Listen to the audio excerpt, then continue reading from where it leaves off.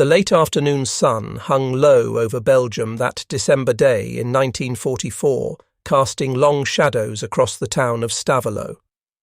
What happened next would become a moment that perfectly captured the brutal arithmetic of modern warfare.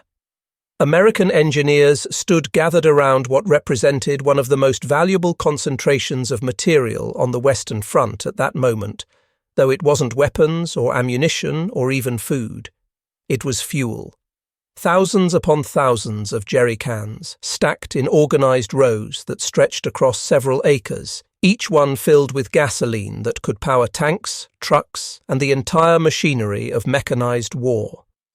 The decision had already been made, though that didn't make it any easier to watch.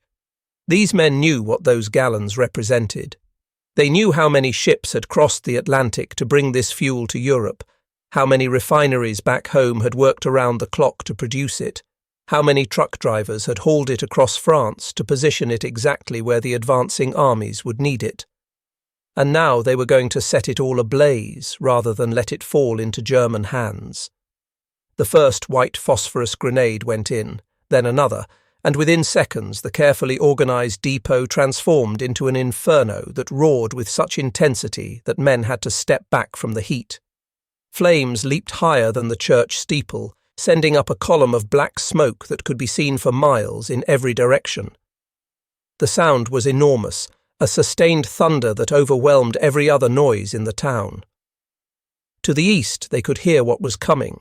The distinctive rumble of German armour, the grinding of tracks, and the roar of engines growing steadily louder. But whatever fuel those tanks still had in their reservoirs, they wouldn't be getting any more here. This massive stockpile, this concentration of liquid energy that could have kept an entire armoured division mobile for weeks, would give the enemy nothing but smoke and ashes.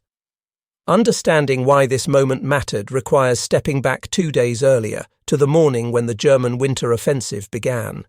The attack came out of the fog and forest like a nightmare made real, preceded by an artillery barrage of such intensity that it seemed to tear the very fabric of the winter air. The fog was providential for the Germans, thick enough to ground Allied aircraft and rob the Allies of one of their greatest advantages. Through this murk came SS Obersturmbannführer Joachim Peiper, commanding a fast-moving spearhead of elite troops and armour from the 1st SS Panzer Division. His mission was audacious to the point of recklessness. He was to punch through American lines, drive deep into the Allied rear, and reach the Meuse River before the enemy could recover and respond. The entire plan rested on 3 critical factors. Speed was essential. Every hour of delay gave the Allies time to react and reinforce. Surprise was crucial, which the fog had initially provided. But the third factor was the most problematic, because it was something Peiper could neither manufacture nor guarantee himself. His success depended on capturing fuel from the Americans, not as a bonus or a helpful supplement, but as an essential component of the operation. His tanks would need American gasoline to complete their drive to the Meuse. That wasn't opportunism, it was the foundation of the operational plan, and it revealed just how desperate Germany's strategic situation had become. In the first hours of the offensive, fortune seemed to favour the bold. Peiper's column smashed through American positions at Honsfeld with shocking speed and violence. Defenders were overrun before they could organise effective resistance, and the column pushed on immediately toward Bullingen. What they found there must have seemed like a gift from heaven to men who understood how precariously balanced their entire operation was on the knife's edge of fuel supply. Among the chaos of retreating American forces, among the abandoned trucks and hastily evacuated depots, sat rows upon rows of fuel cans.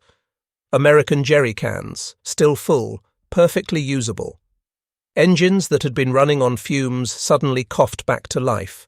Panthers and Panzerwaffes that had been measuring their remaining operational time in minutes suddenly had hours or even days of mobility restored. The column rolled forward with renewed confidence, but even in that moment of apparent success, the shadow of strategic reality loomed.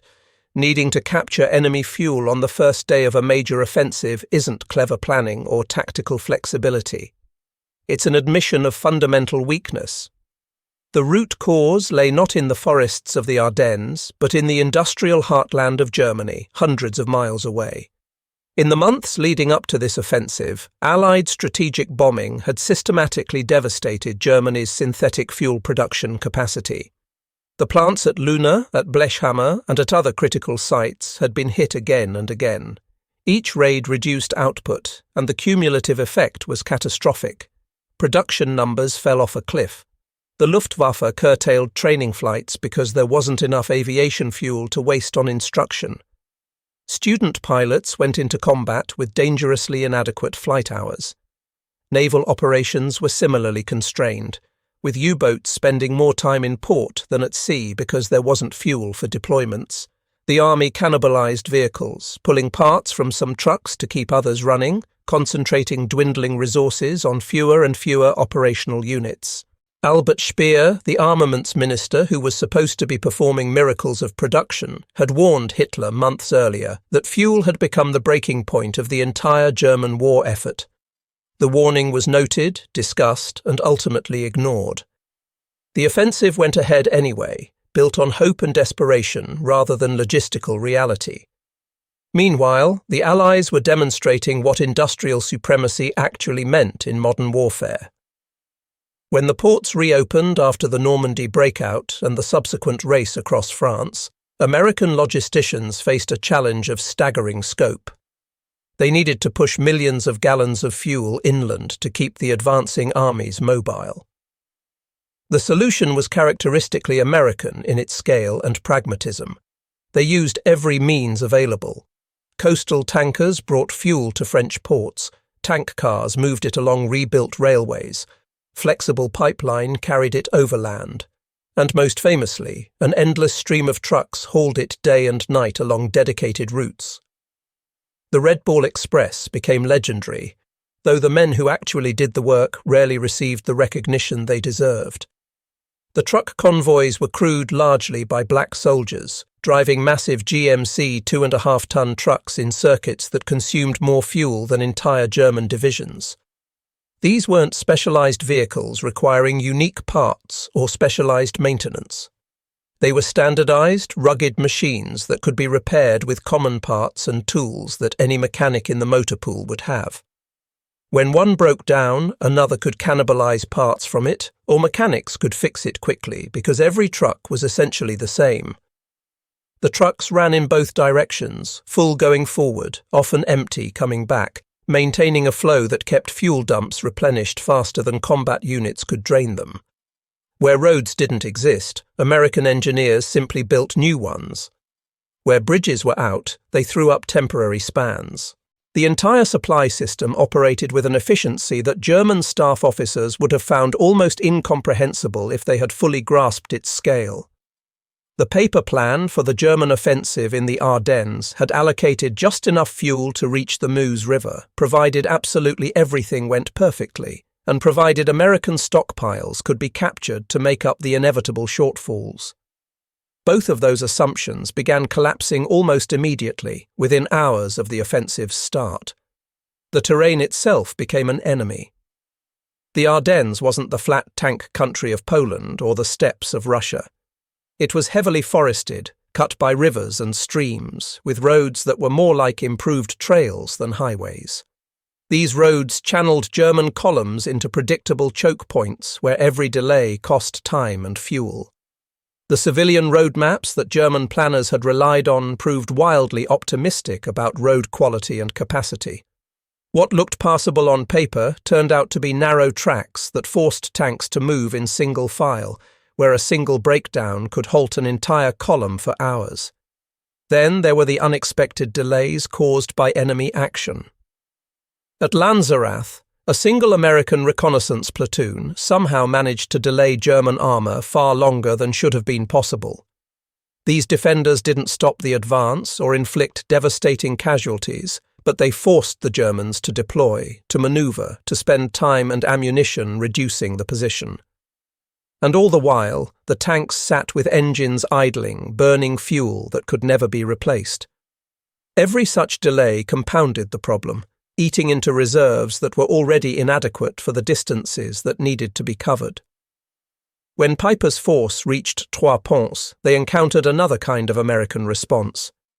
The 291st Engineer Combat Battalion had beaten them to the bridges and dropped them into the river. The engineers had done their job with professional efficiency, and Piper faced a choice. He could try to force a crossing, which would take time and resources, or he could detour to find another route. Either option cost fuel. Every detour added miles to the journey, and miles meant gallons, and gallons were the one resource that couldn't be conjured out of thin air or improvised in the field. At Stavelot, American engineers made a different calculation, the one that would result in that enormous fireball visible for miles around. They understood that denial could be measured in gallons and hours. If they could destroy the fuel depot before the Germans captured it, they would be striking directly at the enemy's most critical vulnerability. Better to incinerate millions of gallons than to allow even a fraction of it to extend the German offensive by a single day. The decision was made, the phosphorus grenades were thrown, and the fuel went up with a roar that announced to everyone within miles that this particular resource would not be changing hands. Similar scenes played out across the rear area of the American First Army. Around Spa, at crossroads and supply points scattered across the region, American units made the same hard choice again and again. In the opening days of the battle, they destroyed fuel by the millions of gallons rather than risk it falling into enemy hands. The sheer abundance of the stockpiles made this possible. In a perverse way, the abundance itself had become a weapon. The Americans could afford to burn what the Germans desperately needed because they knew more was already on the way, that the supply chain stretched back across France, across the English Channel, across the Atlantic Ocean, all the way to refineries in Texas and Oklahoma that were producing fuel faster than the war could consume it. What fuel Piper's men had managed to capture in Büllingen and at other points along their advance kept them moving, but it also told them a story that must have been deeply demoralizing to anyone who thought about its implications. The captured supplies came with documentation, shipping manifests, maps showing the distribution network, maintenance logs left on desks and in the pockets of captured American uniforms. All of it documented a supply chain of breathtaking scope and efficiency. Fuel began its journey in American oil fields, was refined in plants scattered across the United States, loaded onto tankers for the Atlantic crossing, pumped into storage facilities in Britain, moved across the Channel through pipelines or in smaller tankers, distributed inland through France via pipeline and truck, and ended up in forward depots within weeks of leaving the refinery. The entire process operated with industrial precision, and it delivered fuel in quantities that German planners simply could not match. Across the English Channel, the pipelines built under the codename Pluto, which stood for Pipeline Under the Ocean, fed tank farms along the British coast. These weren't improvised field expedients, but engineered systems designed to move fuel in massive quantities with minimal manpower. On the continent, a sprawling network of hoses and steel pipes in American hands moved fuel as far as Paris and beyond, creating a distribution system that could shift resources wherever they were needed with remarkable speed. By December of 1944, Allied forces in northwest Europe were consuming millions of gallons of fuel per day. Not millions per week or per month, millions per day. And despite this enormous consumption, they were still adding to their reserve stocks. They were using fuel faster than the Germans could even theoretically produce it, and they still had surpluses. German staff officers, working with ration schedules calibrated in tens of thousands of gallons for entire army groups, would have found these American numbers almost incomprehensible. The scale difference wasn't just large, it was categorical, representing completely different industrial realities. There was another advantage the Americans possessed that rarely makes for dramatic storytelling, but that decides campaigns as surely as battles do. Standardization. The American appetite for fuel was vast, but the types of fuel needed were relatively simple. Sherman tanks and GMC trucks used common fuels across units. A mechanic trained on one vehicle could service another because the parts were standardized and interchangeable. Supply officers didn't need to track dozens of different fuel types and lubricants. The system was designed for mass production and mass deployment, and it worked with brutal efficiency. German columns, by contrast, were a logistical nightmare. Panthers and Panzer Thors operated alongside half-tracks from multiple manufacturers, captured French trucks still in service, specialized recovery vehicles with unique requirements, and a bewildering variety of other equipment. Each type of vehicle might need different fuels, different lubricants, different spare parts. A broken ignition coil in a French chassis or a mismatched fuel pump in a requisitioned Opel could immobilize a vehicle just as effectively as an anti-tank round. But whereas battle damage was expected and accepted, breakdowns due to lack of proper parts felt like avoidable failures. The diversity that had resulted from years of improvisation and incorporation of captured equipment had created a maintenance burden that became heavier with each passing month. The fog that had given the Germans such an advantage in the opening hours of the offensive lifted on December 23rd. With clear skies came the return of Allied air power, and it returned with a vengeance. Fighter bombers and medium bombers hammered crossroads and convoys throughout the day. Every sortie served a double purpose.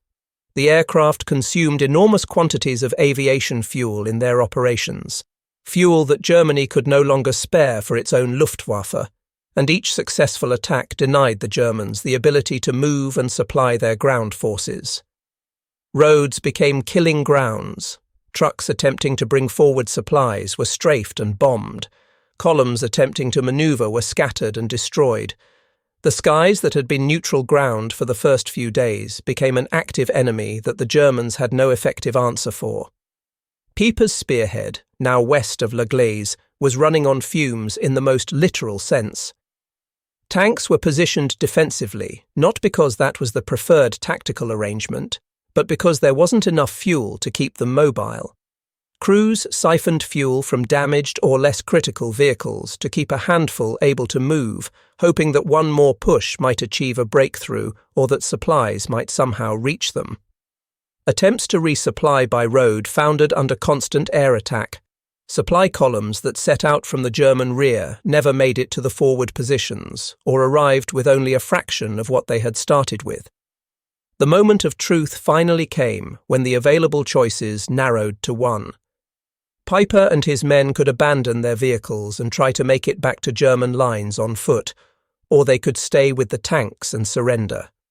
For soldiers who had fought their way deep into enemy territory, who had overcome obstacles and inflicted casualties and come tantalizingly close to their objectives, the decision to abandon their equipment must have been bitter beyond words. But there was no fuel to move the tanks, no prospect of resupply, and remaining in place meant certain capture. In the frozen darkness, German soldiers set explosive charges on their own vehicles, burned what they couldn't carry, and began the long walk east.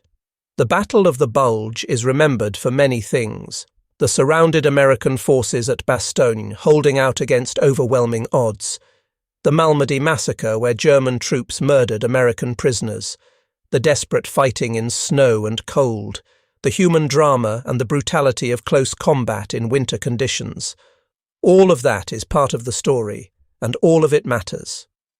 But beneath these dramatic headlines, beneath the stories of individual courage and tactical engagements, ran a deeper current that ultimately determined the outcome. The engine that drove everything was material, resources, industrial capacity.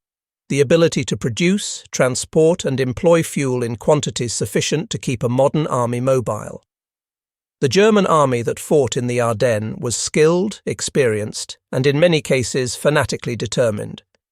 These were not poorly trained conscripts or reluctant occupation troops. They fought with violence and tactical proficiency that shocked American units encountering them. But skill and determination couldn't create fuel where none existed. Experience and training couldn't stretch a gallon into two or make a dry tank run on hope. What the German forces lacked was the fundamental resource that made sustained operations possible in the age of mechanized warfare. The Allies, meanwhile, were learning the opposite lesson. A military force could be less than perfect tactically, could make mistakes in deployment and execution, and could still prevail through sheer material superiority. The Americans made plenty of errors in the opening days of the Bulge. Units were caught by surprise, positions were overrun, equipment was lost. But they could afford those losses in ways the Germans simply could not. When American commanders made decisions about what to burn and what to save, about whether to hold a position or blow a bridge or evacuate a depot, they did so knowing that whatever they destroyed could and would be replaced. The supply system would keep running. More fuel would arrive. More ammunition would come forward. More replacements would fill out depleted units. German commanders faced calculations of a completely different character. Every gallon of fuel burned, every tank abandoned, every truck destroyed represented an irreplaceable loss. There was no massive industrial base churning out replacements. There were no convoys crossing the Atlantic laden with supplies. The resources committed to the Ardennes offensive were, for all practical purposes, the last reserves Germany could scrape together, and once they were gone, there would be nothing to replace them with. Consider the larger strategic picture that made this situation inevitable. By the winter of 1944 and into 1945, the United States was producing more than half of the world's oil. Not half of the oil available to the Allies, half of all oil produced anywhere on Earth. American refineries operated around the clock, producing fuel at a pace measured in tanker convoys and trainloads per day. The shipping infrastructure to move this fuel across oceans existed and functioned with industrial efficiency. Ports could handle the volume. Storage facilities existed at every stage of the distribution chain. The entire system was designed to support global operations on multiple fronts simultaneously. Germany, by contrast, had been cut off from overseas oil sources since the war began. The synthetic fuel plants that were supposed to make up the difference had been systematically targeted by Allied bombers, and the cumulative damage had brought production to a fraction of what was needed. Pilot training hours fell to dangerously low levels because there wasn't fuel to waste on instruction. U-boat deployments decreased because there wasn't enough fuel for extended patrols. Armoured operations became desperate gambles that depended on terrain, weather, and luck, because there wasn't fuel for sustained campaigns of manoeuvre. The Ardennes offensive represented the last and biggest of these gambles. The plan was to strike at the weakest point in the long Allied front, achieve a breakthrough before the enemy could react, and drive for objectives that might force a negotiated settlement or at least buy time for new weapons to be developed. The entire concept required solving the fuel problem on the march, capturing American stockpiles to keep the offensive moving. It was audacious, aggressive, and ultimately based on wishful thinking rather than logistical reality.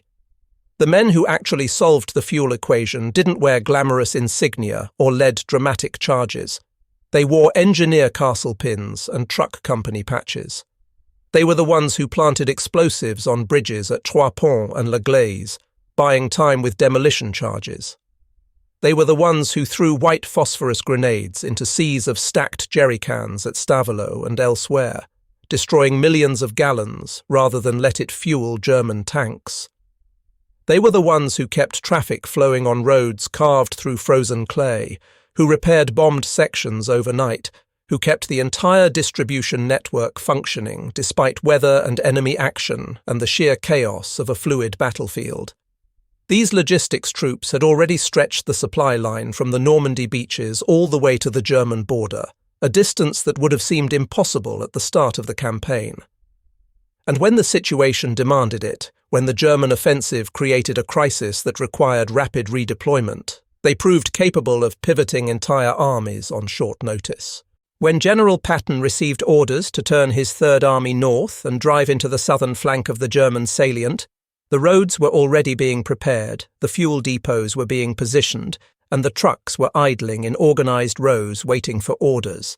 The movement consumed more fuel than the Germans could have hoped to receive for their entire offensive.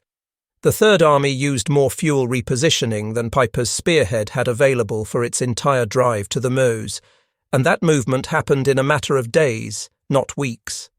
By Christmas, the German salient had effectively shot its bolt. The offensive had penetrated deep into American lines, had created a dangerous bulge in the front, and had inflicted significant casualties and captured equipment. But it hadn't reached its objectives, hadn't crossed the Meuse, hadn't split the Allied armies or captured the critical supply dumps at Liège. And most importantly, it had consumed the last German reserves without achieving a decisive result. Snow lay blackened around burned-out vehicle hulks abandoned along roadsides throughout the Ardennes. German soldiers who had started the offensive confident of victory were now retreating or surrendering or dying in desperate defensive battles. In American field notes and logistics reports, officers tracked deliveries and issues with bureaucratic calm. So many thousand gallons received at such and such depot. So many thousand gallons issued to this unit and that division. Current stocks at this level, projected needs at that level. A margin still comfortably in the black. The paperwork was prosaic, almost boring in its matter-of-fact tone, but it documented something extraordinary. A supply system operating under combat conditions with a reliability and scale that would have seemed impossible just a few years earlier. On the German side, the documentation told a different story. Diaries and after-action reports turned to arithmetic of survival and desperation, calculations of how far a particular platoon or company could travel before its last fuel can ran dry, decisions about which vehicles to drain completely in order to keep others operational for a few more hours. Lists of equipment abandoned not because it was damaged beyond repair, but simply because there was no fuel to move it. The mathematics of defeat, written in gallons that didn't exist. There exists a photograph taken after the battle in La Glaise that captures the essential truth of the Ardennes offensive better than any amount of analysis. It shows a King Tiger tank, one of the most formidable armoured vehicles ever built, sitting hulking and immobile beside a church. The armour is intact, showing no signs of battle damage. The turret is frozen in place, pointing at nothing in particular. The crew had simply walked away because the tank was out of fuel. All that steel, all that engineering, all that combat power rendered completely useless by empty fuel tanks. In December of 1944, the Americans had proved they could drown the battlefield in fuel when they needed it, delivering millions of gallons to wherever the fighting demanded. They had also proved they could burn millions of gallons in an afternoon rather than allow it to fall into enemy hands and immediately replace what they had destroyed. The supply system was not just large, it was resilient and flexible, capable of absorbing losses and responding to changing demands with remarkable speed. The Germans, meanwhile, proved that no amount of tactical skill, operational audacity, or individual courage could overcome fundamental resource constraints. Brave men in capable vehicles simply could not advance when their tanks ran dry. The finest training in the world couldn't make engines run without fuel. The most aggressive operational plan ever conceived still founded on the mundane reality of empty fuel drums. That is what the Battle of the Bulge demonstrated when you strip away the heroism and tragedy and examine the underlying mechanics. Modern warfare is ultimately industrial warfare. It requires not just brave soldiers and competent officers and sound tactics, but also the industrial capacity to produce the materials of war in sufficient quantities, the infrastructure to transport those materials to where they are needed, and the organizational capacity to distribute them efficiently to combat units. The side that can do all three of those things better than the enemy has an advantage that tactical brilliance alone cannot overcome. The flames at Stavelot that rose high enough to be seen for miles, the abandoned King Tigers with intact armour and empty tanks, the American logistics reports calmly documenting millions of gallons received and issued and still in reserve, all of it tells the same story. In the winter of 1944, in the forests of Belgium, the German army learned that you cannot outrun an empty fuel tank, no matter how skilled your drivers or how determined your soldiers. And the American army learned that abundance itself, the simple ability to have more of everything than the enemy, could be as decisive as any battlefield victory. The Ardennes offensive failed for many reasons. The weather turned against the Germans. Allied reinforcements arrived faster than expected. Crucial bridges were destroyed before they could be captured. Key road junctions were held by small American units that delayed the advance beyond what their numbers suggested possible. But underlying all of these tactical and operational factors was the simple, brutal arithmetic of fuel. The Germans started with too little, lost what little they had to air attacks and demolitions, captured less than they needed from the enemy, and ultimately ran dry before reaching their objectives. The Americans started with vast reserves, burned millions of gallons rather than let them be captured, and still had enough to fuel a massive counter-offensive that drove the Germans back to their starting positions and beyond. That's the story of the Battle of the Bulge when you measure it in the currency that mattered most. Not territory gained or lost, not casualties inflicted or sustained, but gallons. Gallons produced, gallons shipped, gallons stored, gallons burned, gallons denied. The side with more fuel won. The side that ran dry lost. Everything else, all the drama and heroism and suffering, played out against that fundamental reality. Modern war had become industrial war, and industrial war ultimately comes down to who can produce and deliver more of what armies need to keep fighting. In December 1944, in the snow and mud of Belgium, that question received its answer, written in flames and measured in gallons that determined the fate of armies.